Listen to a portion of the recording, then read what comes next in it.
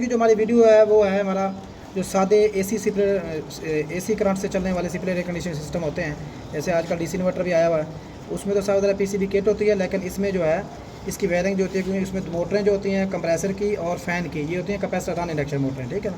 तो इनमें running capacitor का यूज़ होता है। रनिंग कैपेसिटर के साथ इसकी मुकम्मल वायरिंग हम आज सिखाएंगे आप लोगों को। जैसा कि ये हमारी फ़ैन मोटर है, ये फ़ैन मोटर की 4 तारें हैं। एक तो अर्थ की होगी जो हमारे साथ है उसके सर्किट की किसी भी बॉडी के किसी भी हिस्से के साथ हम लगा देंगे, क्योंकि इधर से भी वो बॉडी के साथ लग कर आ रही है। तो ये जो 3 तारें हैं इनकी हम जो है ना मज़ामत चेक करते हैं। तो मज़ामत चेक करने के लिए क्लैंपर मीटर की नाप को मज़ामत पर सेट करेंगे। होम के पॉइंट पर सेट करने के बाद कंप्रेसर मीटर की लीड्स की मदद से इनकी मज़ामत चेक करेंगे। तो जो रेड और ब्राउन तार है इसकी मज़ामत 0.37 ओम है, ठीक है ना। और ब्लैक वायर की चेक करेंगे रेड के साथ, तो 0.18 है, ठीक है ना। और ब्राउन की चेक करेंगे ब्लैक के साथ, ब्राउन की ब्लैक के साथ चेक की तो ये भी 0.18 है, तो सेम ही आ रही है, ठीक है ना। तो अगर सेम आ रही हो तो फिर हम जो है ना इसको कंटिन्यूटी के पॉइंट पर रख कर भी चेक कर सकते हैं। तो कंटिन्यूटी के पॉइंट पर चेक करेंगे तो ब्राउन की ब्लैक के साथ आ रही है 197.5, ठीक है ना। और ब्राउन और रेड के दरमियान आ रही है,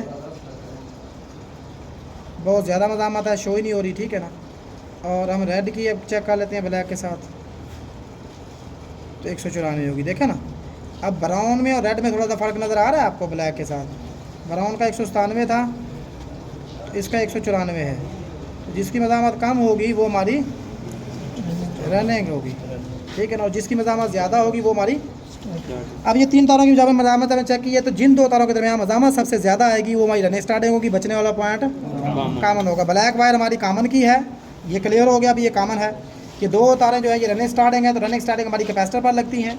लेकिन कैपेसिटर पर लगने के बाद जो दूसरी हमारी मेन होती है, मतलब न्यूट्रल या फेज दोनों में से कोई एक वायर हम लगाएंगे कामन के साथ और रनिंग को स्टार्टिंग जब कैपेसिटर पर लगेंगी तो दूसरी में जो मेन हमारी होगी, जो एक कामन को हमने दे रखी है, न्यूट्रल दी है या फेज़ दी है, तो कैपेसिटर को हम बचने वाली तार जो है वो न्यूट्रल है या फेज़ है वो हम कैपेसिटर पर लगाएंगे, ठीक है ना। अब मिसाल के तौर पर इस कनेक्टर में हम एक लगाते हैं, कामन को यहाँ पर लगा देते हैं, ठीक है ना। और ये जो 2 तारें हमारी हैं ये हम लगा देते हैं कैपेसिटर पर,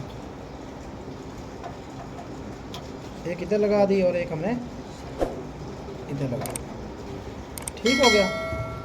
तो ये हमारे रनिंग स्टार्टिंग कैपेसिटर पर लग गई और कामन हमारी कनेक्टर में लग गई। अब यहाँ पर जब हम मेन देंगे, यहाँ पर न्यूट्रल देंगे या फेज़ देंगे, वो कामन को मिलेगा। अब जो दूसरा बचने वाला पॉइंट है यहाँ से हम एक वायर लगा कर, मतलब यहाँ से हम लगा लेते हैं, वो हम रनिंग को देंगे, ठीक है ना। तो रनिंग हमारी कौन सी थी,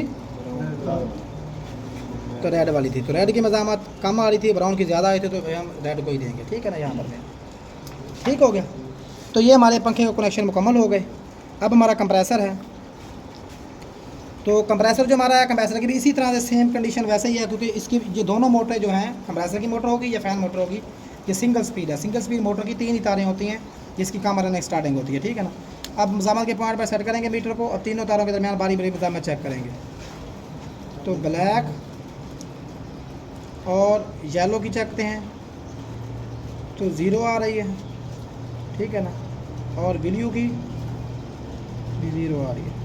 अब हम इसको रखेंगे कंटिन्यूटी के पॉइंट पर। अब इसको ब्लैक के साथ ब्लू की चेक की तो 3